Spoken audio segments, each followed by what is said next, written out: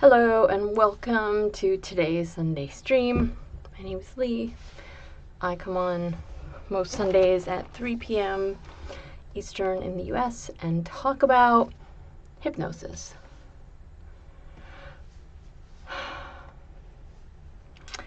And I talk about hypnosis because I got into it about 14 years ago. And I immediately fell in love with it. And I fell in love with it to the point that I read a lot of stuff about it, but mostly I did a lot of hypnosis. And I hung out with other people who did a lot of hypnosis. And it was a recreational group, in it for the fun, in it for what can we make happen. And I'm always sort of fascinated by the things that come out about hypnosis, the things that people say about it, the things that people think are true about it, and the things that people feel turn them off from it. I think in a lot of instances, there are some people who are like, it's mind control, and I don't want any of that near my head. And there are some people who are like, oh, it's mind control. Bring it on. I want you to do crazy, terrible things to my mind and body. Yes, please. So as a hypnotist who tries their best to be as ethical with it as possible, and by that I mean I do the things with subjects that they are comfortable with doing, that they want to do, that they are really interested and intrigued by doing, that are not going to harm them.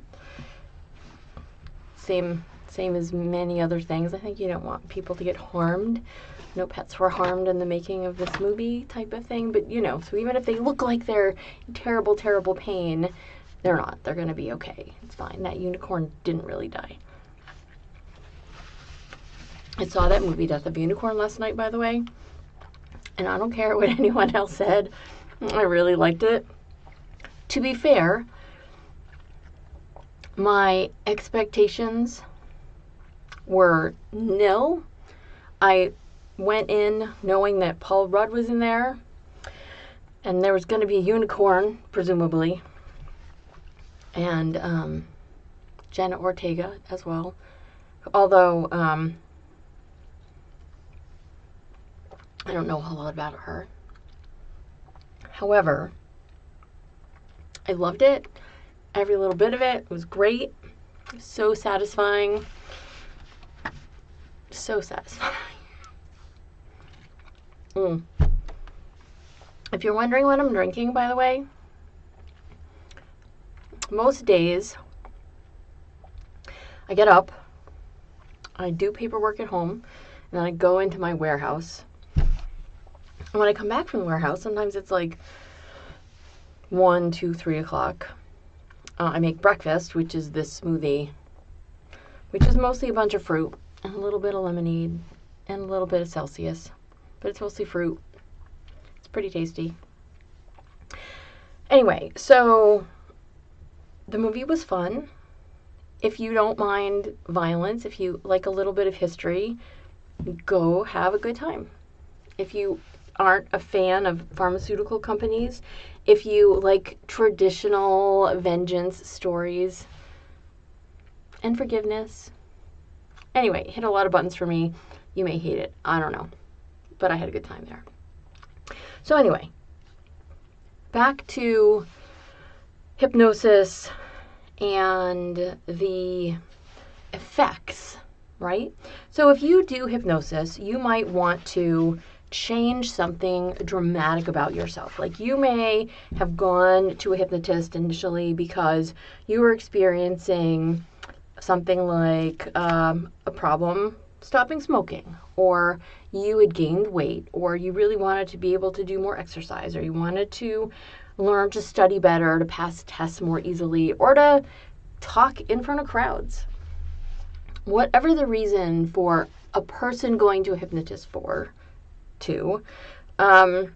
the goal is to make some changes. Like that's always the goal, but they're internal changes. They're things that you have going on inside you that you want to adjust in some fashion or another.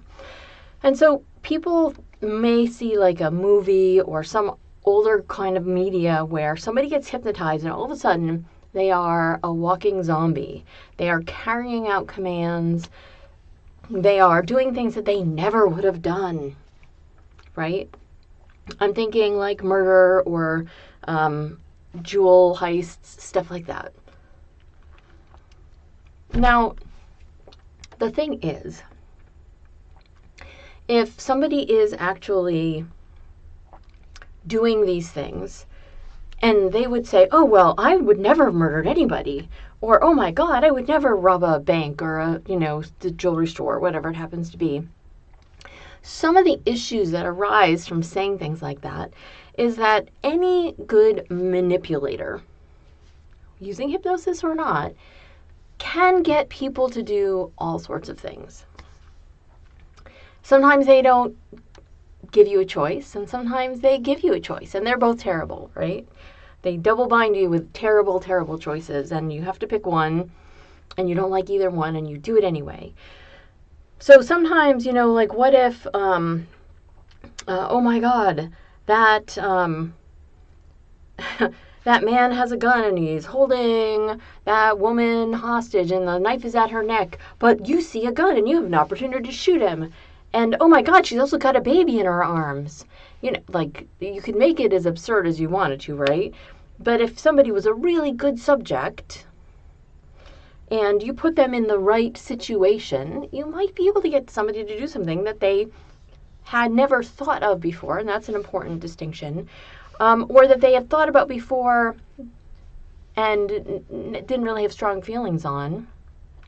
Or maybe they thought about it and they had like a hero type thing, like there's school shootings, unfortunately, all over the U.S., right? And so, people have been in these situations or have read about these situations, and they may have said, well, if I was ever in that situation, I'd do blah, blah, blah. So, people sometimes have thought of these types of things before, and if you have somebody who you put them into the right mental situation where they have thought of themselves a hero and you give them all the opportunities to do so, maybe they would, shoot somebody. I don't know. But that's a sort of a distinct, different thing, because people would think, well, you could never convince me to kill anybody. But you probably could be convinced in any situation that doesn't necessarily require hypnosis, just in a very stressful situation where there was, say, life and death on the line and you had an opportunity. Some people will take that opportunity. And a person who is, prone to action, let's say, might be more willing to take that than others. So the people that are like, well, you would never do anything with hypnosis that you wouldn't do on your own, or all hypnosis is self-hypnosis. You probably heard me talk about how those things are both kind of bullshit, because people will do things in hypnosis or in any other situation where they think that this is the best option. We work on the principle that we are always going to do what is best for ourselves. And if we have a need to be a hero, maybe shooting the bad guy is what would happen. If we, needed to pay rent or somebody's medical bills, and the only way we could do it was to rob this jewelry store and everything else is set up and just be part of our team, blah, blah, blah, blah, blah, right? Somebody might do that sort of thing. And you see these play out in, like Darren Brown, I think, has some types of shows where he does that type of thing, where he uses that kind of behavior. And I've seen mentalist shows that I am always sort of agog about, and like, that was incredible. I don't know how they did it. How did they do that? Where the mentalist, the hypnotist, gets somebody to choose something where they have predetermined what the outcome is going to be. I'm always fascinated by that. How did you choose that thing? How did you, how did that happen? It's like magician's secrets, and I don't really need to know. But I am sort of intrigued by the way that these things happen. And so I'm willing to believe that there are people all over the world that can, in fact, manipulate people into doing all sorts of things. Sometimes with violence, sometimes with financial threats, sometimes with other types of coercion. So all I'm saying out here is that, by and large, for the most part, I think that hypnosis somehow magically has fallen into the category, the dual category of it's terrible, it's mind control, you're not safe, don't let your brain be controlled by other people.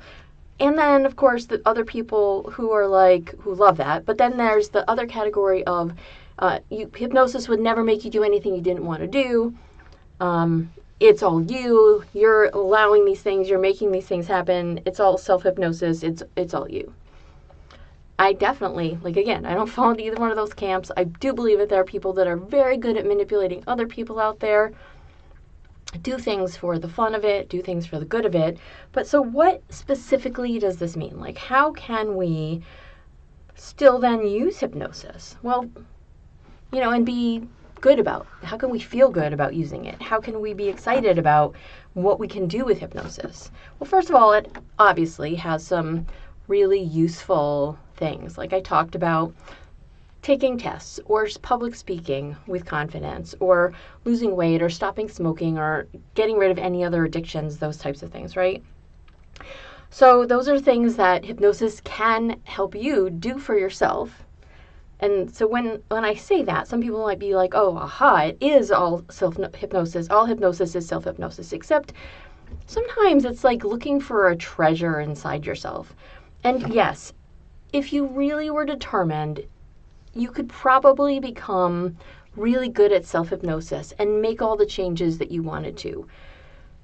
But as someone who does a lot of hypnosis and has listened to a tiny amount of hypnosis, I don't really, for the most part, like listening to other people's files, but I have on occasion.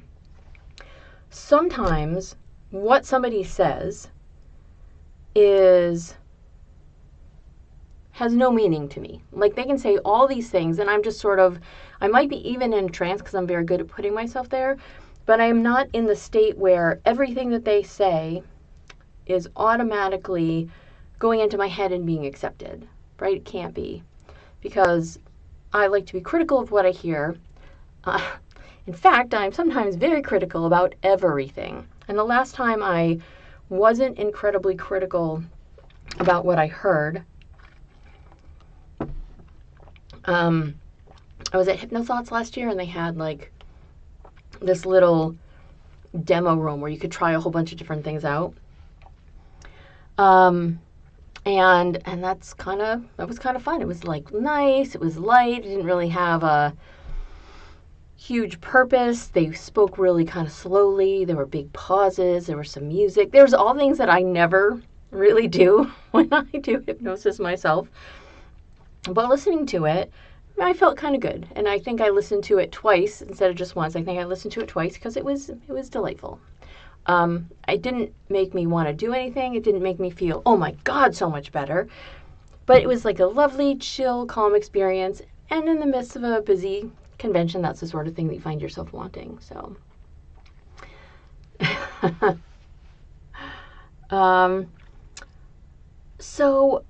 also, I'd like to say hi to everybody that's in here. I hope you feel better. Happy birthday.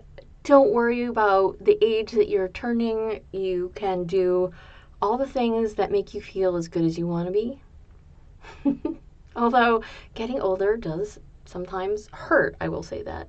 I do a lot of things where my body sometimes is just like, you can do it, you can do it. You can pick up these heavy things, you can move them around. And then the next day I'm like, oh, thanks. Maybe I should have taken a little bit easier. Yes, I think that there's a lot of people that find hypnosis making me do things as hot and as sexy in a DS way. It's very wonderful. So John, I had only been to, like, I think I've seen a couple things on TV once, so media, right? And then I went to a show last year, and it was so cool to watch what this guy did. He made a video. Like, he said he did it months ago. He said it when he did it when he was home. He was from out of the country. So he said he did it in his garage at home. And he did this thing on the computer. And he put a number up on the screen. And the person who was in the audience ended up picking that number. I don't know how he did it. It was great. I enjoyed it. Thank you very much, Matt. I really appreciate that. Thank you. That's nice. Yeah, so I also like sleight of hand magic tricks, like close up magic. Like, I like to focus on the magician and watch what they're doing, and it just delights me. Like, I know that they're tossing that thing over their shoulder, and so their hand's going to be empty, and where'd it go? I don't care. Like, I can easily suspend my belief, my disbelief, whatever. I think everything is going to be just fine, and I am so excited to see these. I like watching what the magician does. I like watching what the person that they're doing or showing the thing to does. I'm all in for all of that. Anyway, so, like, what happens then? What happens then? So you've got hypnosis for good stuff. You've got hypnosis for bad stuff that's consensual. You've got hypnosis for, I'm going to say you've got hypnosis and manipulation for bad stuff that isn't consensual, but people who are going to manipulate other people have all sorts of skills. And hypnosis is honestly just a small part of the skills that most people that do bad things have. So I'm not 100% worried about it. It just gets sort of outsized attention. And it also gets some outsized attention when somebody like a therapist or a dentist uses it to try to, like, you know, like, I am all for a dentist working with their patients and doing hypnosis with their patients so their patients feel less pain or less anxiety at the dentist chair. All for that, okay? I love that. But, you know, when the dentist is like, oh, my assistant's kind of hot, I'm going to use hypnosis on her, and I'm going to do all sorts of things to her, and they will never know, or they'll love it so much they won't care if they know, or they think they can do that to their patients. Some dentists do that sort of thing with, you know, the drugs that they use. And so I'm not saying it's hypnosis, and I'm definitely not saying it's dentists. I have nothing against dentists. I'm just saying that these are some classes of people that have access to some things that they can use to do things in a good way with, and sometimes some of them choose to do things in a way that they shouldn't be doing. So there's that. And the idea that people into hypnosis on a recreational, on a casual basis, or maybe even in a deeper DS kind of relationship, that they have no authority, that they have to go along with whatever has been given to them. Again, super hot, sexy idea. I love it. But you have to trust the person that you're working with so much to just know that you can do terrible things in the best way and you're not going to be harmed by it. That's my baseline. Not going to be harmed by it. And I think that a lot of people can be harmed by things, whether or not they know it. I've run across a whole bunch of people who are like, you know, my ex made it so that I could only orgasm when they said I could orgasm, which is kind of a shitty thing to do, because when you break up, which often happens, no one plans for this ahead of time, right? Because, oh, I don't want to deal with that now, or, oh, we're never going to break up, baby. Whatever it happens to be, like, you need to plan for these things, and it's okay to plan for those things. It's okay, even if together you don't plan, if you plan for those things that are you taking care of yourself. I am 100% in for subject agency, which is to say the subject being aware of what they do and don't want to do. And even if they're not sure and they start to do a thing, if you don't want to do it later, great. You can stop doing it. I love the idea that you can understand yourself, you can learn and grow and know the things that you find yourself really excited by. And even if you decide you really want to do something with somebody and not with somebody else, that is still absolutely fine.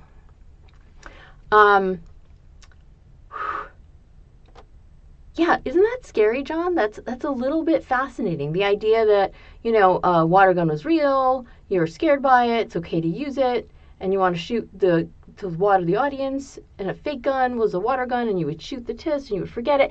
Right, so, and that's another thing. Like, I talk about how you can accept, reject, or adjust suggestions, but sometimes there are people that are really, really good at amnesia. They're just automatically good with stuff that happens to them while they're in trance, and they may not necessarily have an idea of what's going to go on, right? Or are they going to remember it? So when I work with people that are so good with amnesia, sometimes I have to say to them, if something happens that's important, and it's important to you and not necessarily to anybody else, not to the hypnotist that tells you if it's important or not, but to you, you can always remember the things that are important to you.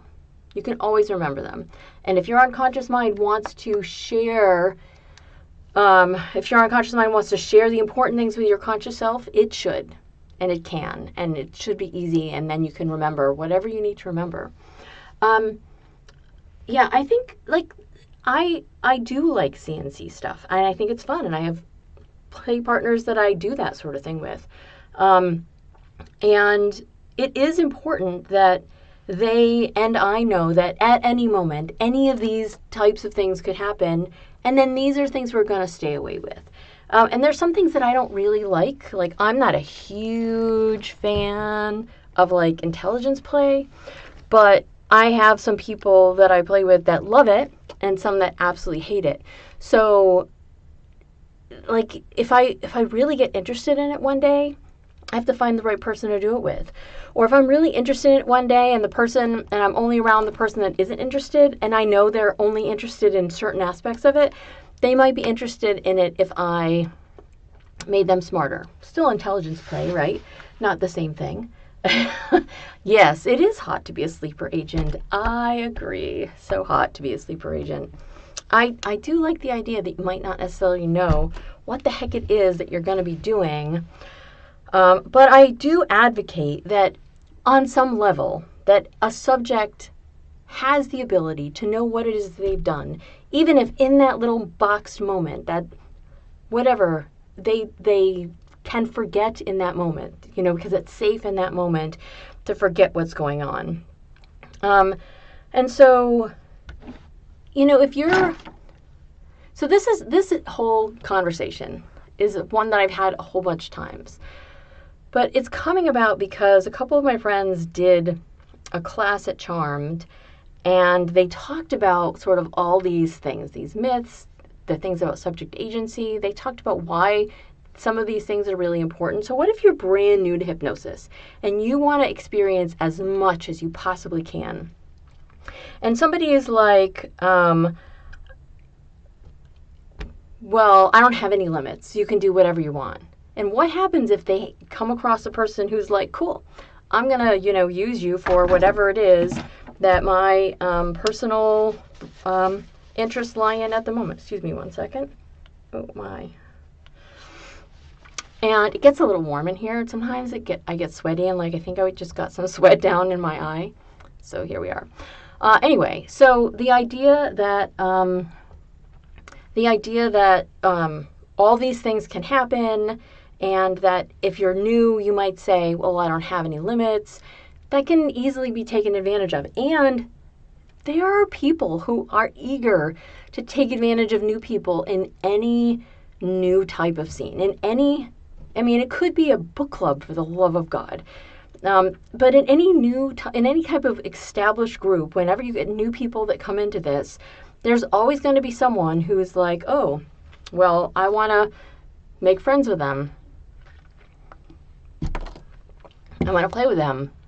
If it's hypnosis, you have this opportunity, right, to do all sorts of exciting and new things. And you might not necessarily know that what you're doing isn't really healthy for you, especially if you're brand new, especially if you're new. And the idea that all hypnosis is self-hypnosis, I have definitely, with people's permission, made them do things that they definitely did not want to do. They definitely didn't want to do.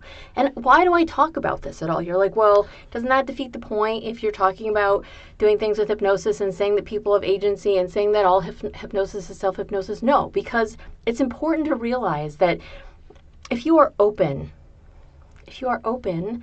in all ways and not critical about what is coming in, and you don't have an established trusting relationship with somebody that is actually trustworthy, then they can do things to you that, or with you, with your consent, with your brain's consent at any rate, to make things happen that you had no idea could happen. So the idea that you could find yourself, say, sexually turned on by something that you thought you hated, that's pretty fun and exciting, right? The idea might be super hot. But what are you going to do if, for a week or two, if you're testing something out? A week or two is probably long enough, maybe a month at most. If you're testing something out and you're like, I have no idea how you did it, you knew I hated these things, all of a sudden I can't stop thinking about them in these wildly inappropriate ways, what have you done? So, right? So, like, the theme is hot. The idea that you could be made to be turned on by something absolutely forbidden is not impossible. And you can do it with somebody's brain as opposed to exposure. You could also do it with exposure. I mean, I'm not out here to give a master class in how to make shitty people do even worse things. And I am saying that you should have a good time doing the things that absolutely you think are going to excite you and thrill you with people that you can trust to not harm you. And I say harm as opposed to hurt. Sometimes you get hurt in the middle of something. You can heal from that. Or you should be able to. But harm is more of like a permanent thing. I don't want anybody to be harmed. I feel like hurt is something that you can repair, that you can heal, you can get over. And I would hope that you would know the difference between the two and you would work to make sure that you weren't actively going to be harmed by something that you're doing. But the idea that you know what you're looking to do, for me as a hypnotist, personally speaking, the idea that you have something that you're so interested and intrigued and passionate about exploring is hot. Even if I don't necessarily care for the thing that you want to do, because we may not have the same ideas and interests about things, and that's totally fine. There's going to be somebody, probably, who wants to do the things that you want to do. I've been approached over the years by people interested in things that really are just huge turnoffs for me. So I'm not going to do them. And my own agency lets me say, no, thank you. You, if you're a subject, having that same ability to say no, thank you, is great. And then to hopefully that person just backs off. Every once in a while, I think about a thing and I'm like, I'm really not interested in it. And then my brain's like, no, I think today you are interested. And so I'll give it a go. And it will either confirm the idea that I don't really want to do a thing, or I really was good at doing the thing, but I still don't want to do it anymore. That's usually how it goes. It's one of those other things. So, yes, that's an interesting point, right? But our unconscious selves want to do what's right for us. So, and anyone can be persuaded and manipulated to do all sorts of things. I'm not saying everything is going to be specific to everybody, right? Like, you may not ever be, if you were, say, lactose intolerant, you might not be, and you were, had it quite strongly, you may not ever be persuaded to have milk products. That may not ever be a thing that you would want to find yourself doing, just because it would make you feel absolutely terrible, and why should you have to put up with that? But the idea that our brains want to give in to certain things, because especially for people who might find themselves being submissive, the idea that you want to obey what is being told to you can be super hot and super exciting. And if you find yourself noticing that you find yourself always saying yes to those things that might actually not be great for you, maybe you need to put up some boundaries on both sides, conscious and unconscious. And I think that those can get built. You just have to be careful about how you do it. And so the unconscious is, first of all, not always convinced. They're not always convinced. I have definitely worked with some people before where the unconscious had, at least initially, so maybe it can be convinced over time, but the unconscious doesn't want to do a thing. And it gets stuck in these habits and these patterns, and it really likes them. And there may be a part of a person. So I subscribe to the parts theory that we have parts of us that want to do this thing and parts that don't want to do this thing. And sometimes the part that does or doesn't want to do a thing is super vocal or super stubborn, and it may even be sort of more powerful than the rest of you in making a thing happen or not making a thing happen.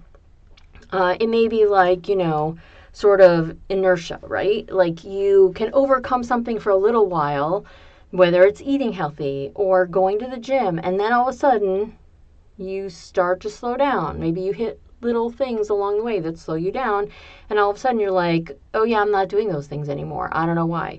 So it's not just a question of like convincing your unconscious mind to do a thing. Sometimes it's in, making sure that a thing is really sticky. That's what I call it, sticky, and it gets to be persistent.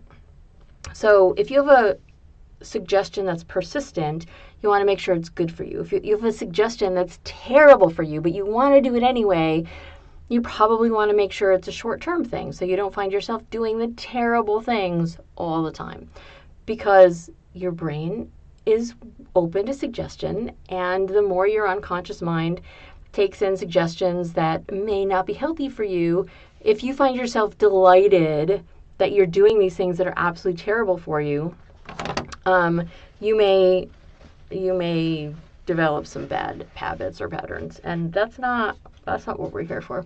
Sorry, it's so warm. It's starting to be summer, or at least spring here in Florida. So my little room is warmer than expected. Anyway, that aside, yep, and I think that it's super healthy to think about what it is that you really want. Okay, I think it's super healthy to think about what you want, the types of things that you really want to experience, and I think it's exciting if we can get to the point where we're like, hey, I want to do X, Y, Z. I don't want to do X, Y, Z. I personally like the idea of limitations because I feel like it allows you to be creative within those limitations. And the idea that there might be something else that pops up is certainly possible, but having strict boundaries on what you can do can be very fun. So let your brain think about what you're actually super interested in doing. Let your brain think about the things that you just don't want to do. Like, there were so many stories I heard about people getting hypnotized for the first time, being convinced to get naked on camera and take pictures or send pictures or go, while they're still in trance, show off on cam for virtual strangers. Like, if you're an exhibitionist and you have no potential job conflicts, have at it. But you might at some point in time, and you may discover that things like that aren't really your cup of tea. Again, just keep in mind that you have a lot of control, and you should learn to exercise it when it actually is good for you, and so that you don't do things that are going to harm you in any way. Okay. I talk about adjusting suggestions, accepting and rejecting and adjusting suggestions all the time. You should definitely practice those things. And it doesn't matter if you know how something works, right? Like, if you think you already know how hypnosis works and it's not going to be as effective for you, you're wrong. Unfortunately, or fortunately, hypnosis can work really, really well, even if you already know how it happens, because your brain is just there waiting to take advantage of the situation. Your brain is there waiting to say, oh, I wanted to do this thing, or I didn't know we didn't want to do this thing, and so we're going to try something new. We like those types of things. I'm probably going to, not today, but I'm probably going to make an audio about all of these lies, and then make a terrible, I'm sorry, it's going to be so bad. It'll be like Don't Listen, only it'll be probably worse, because I don't know what the outcome is going to be. But I do like making your brain make choices about what it is that you're going to have to find yourself doing. So I haven't got that one written yet. I don't know if I'm going to write it. I might just freestyle it, as I do most things. So anyway, the idea that there are a lot of lies about hypnosis, like it's all brainwashing. It could be brainwashing. You could be being brainwashed right now, though, and you don't necessarily have to be hypnotized to be brainwashed. You could be going to any other group thing, and somebody could, on a weekly basis, say things that get into your head that you don't even know of, and you hear them again and again and again. Maybe it's a daily thing. Maybe there's somebody at your job that just says these things, and you find yourself automatically responding in a way that you didn't expect you were going to respond. If anyone has ever, like, seen you after a few years of not seeing you, and it's because you started a job or you moved or something in your new situation, or they are, and you're different or they're different, it's not necessarily just because a few years have gone by. Sometimes it's because you've been listening to things that have changed you inside and changed the way that you think and changed the way that you act. And sometimes those things are great for us, and sometimes those things are not so great of us. Let's see. A ring of lions. Your subject agency attacks every suggestion. Well, I'm so glad you're attending now, Roshan, so thank you very, very much. And I think that setting up a safe word can be really helpful for people. And I don't really love them, and I will tell you why if I haven't already. I think it's more important to have open communication. And I think that in certain circumstances where, say, somebody does not have a verbal ability, or they, can't do a hand signal or something, then, a safe word is a good idea. But I feel like checking in with the people that you're doing things with is even more important. And I feel like if you are, say, the top, your job should be to scan somebody physically, to examine them, like to look at their eyes, to see if they're, check their breathing, to see if they're doing things that seem to be a person in normal situations. Even if it's a, say an S&M situation, you want to make sure that they are okay in physical and mental well-being as much as possible, and according to whatever it is that you're doing. And sometimes that is harder. Oh, I do that deliberately, John, apparently. I don't even have my clicker in here. I need to set up like a little tray. I have a tray, but it's over there and the clock is on it. I would like to show you all my clock, but I'm afraid I would make a mess of something. But I have a really pretty clock that maybe I'll take a picture of and show you guys. It's a real pretty clock, and I think you guys might like it. Let's see. I don't know if I can you guys see my clock? You don't need to see all the reflection, but that's my clock. It keeps pretty good time, but I think it's not right now. Oh, it's at least an hour behind because of daylight savings time. And but it's like, got little filaments and tubes. Anyway, so the clicking, I know it does great things to our brain. Anyway, so I'm going to put some new things in here. I'm getting all sorts of distracted. So, if you really want to do things that are terrible for you, but not permanent, they're terrible for you, they're not permanent, you're going to love doing a thing, you're going to love being a sleeper agent. Like, I love those concepts. I absolutely adore them. And I put out a sleeper agent file so when people, I used to go to a lot more hypnosis events. So when people saw me and they came up to me at events, they'd get down on their knees for me. Yes, that's exactly what it is, Peter. So the idea that somebody could be made to do a thing, and again, somebody getting down on their knees in front of a crowd of people is not necessarily the most terrible thing. There are way more terrible things you could set a sleeper agent to do, a la the Manchurian Candidate and stuff like that. But the idea that maybe your unconscious mind likes a little bit of CNC, or maybe the idea that your unconscious mind wants to experience giving in completely to somebody else's suggestions, or maybe like the idea of flirting with a little bit of danger. You know, these things are great as long as you are aware, hey, that there's danger ahead, right? Like, you know, you want to be warned maybe that you're getting into this situation and not just finding yourself doing that sort of thing.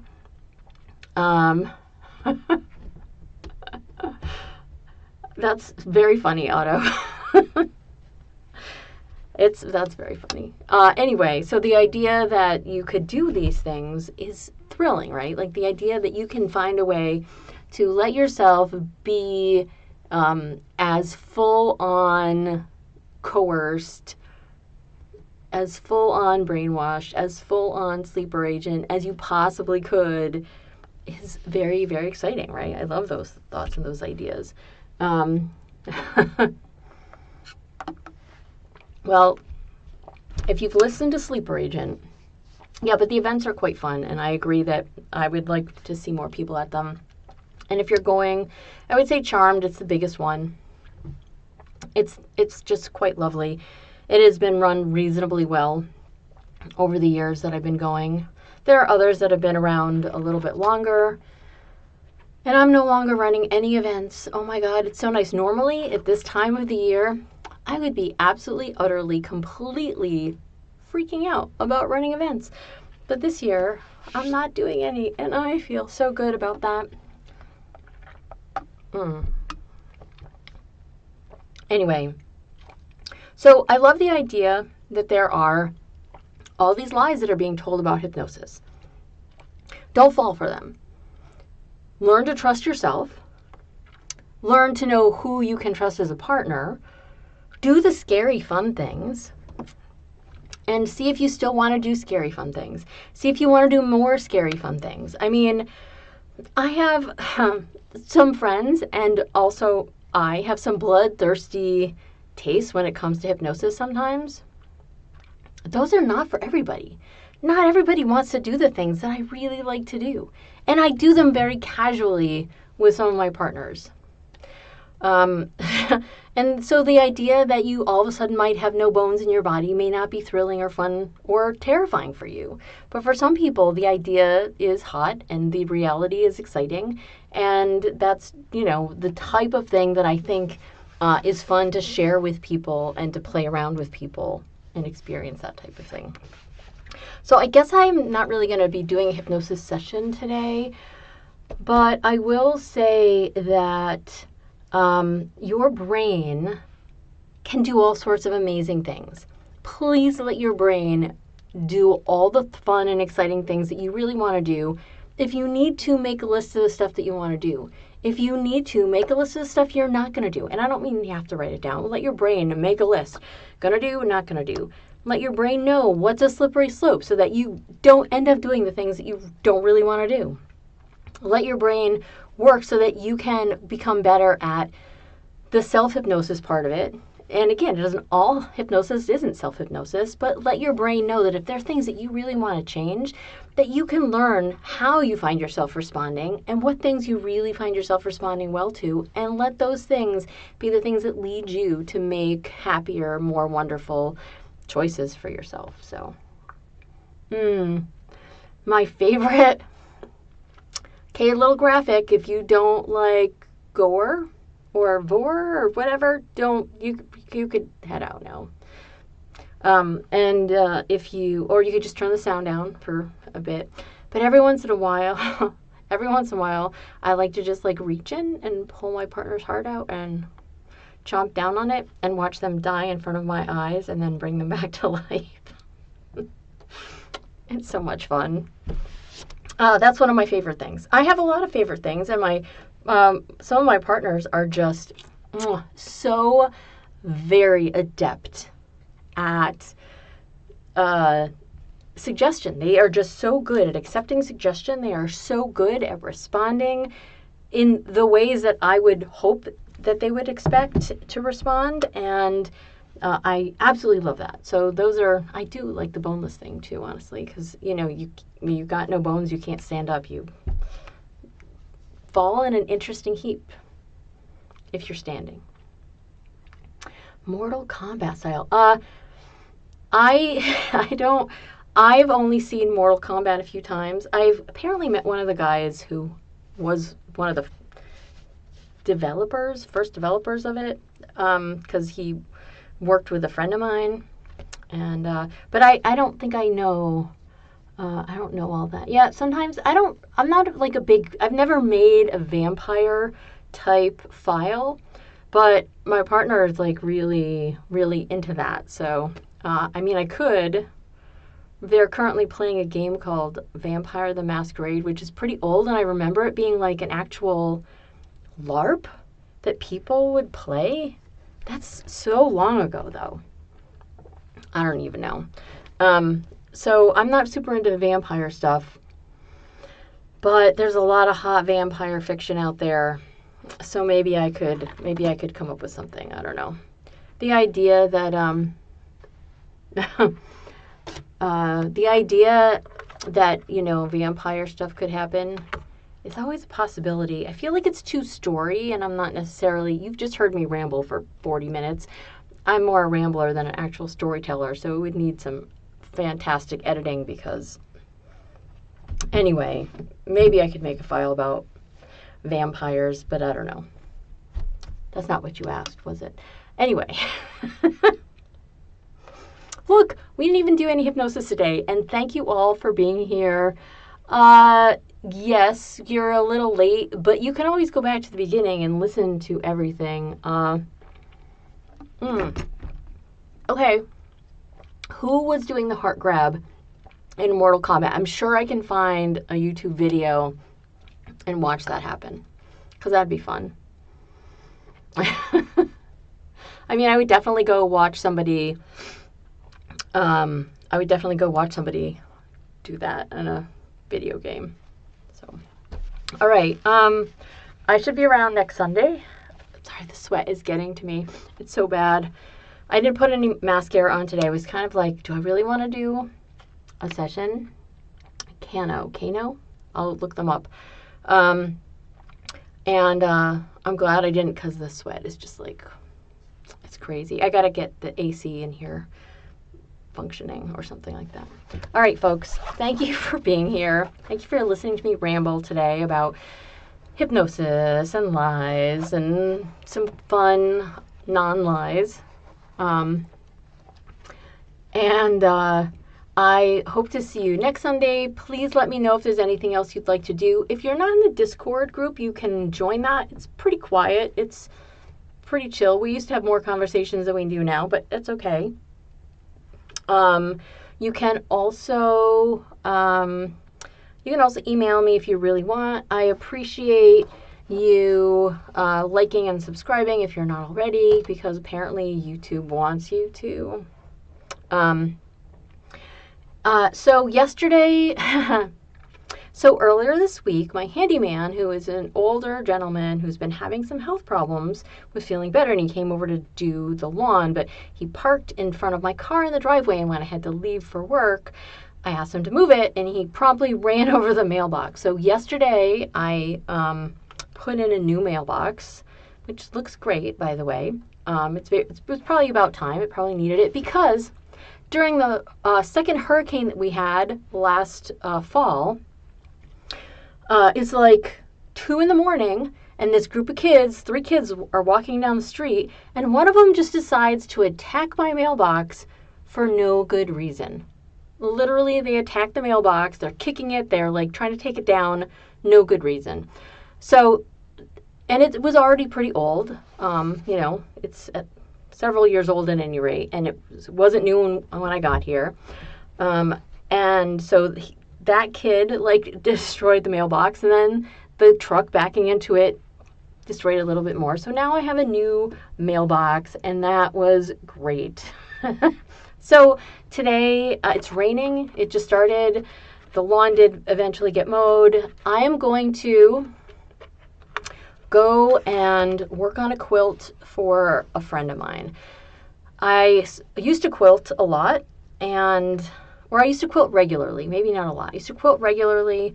I've gotten back into doing it. I made one quilt recently that I sent off to a friend of mine, I have another quilt. I have some more fabric that is sort of ready to go, and I'm trying to decide what pattern I want to do with it. Joann Fabrics is being liquidated. They're going out of business, and there's one real close to me, so I keep stopping in there to see if there's other stuff for, vandalisms. It was pretty funny. I have a video of it I could show you guys. But, oddly enough, neither the police nor the post office seem to give a crap about my little mailbox. So, whatever. It's fine.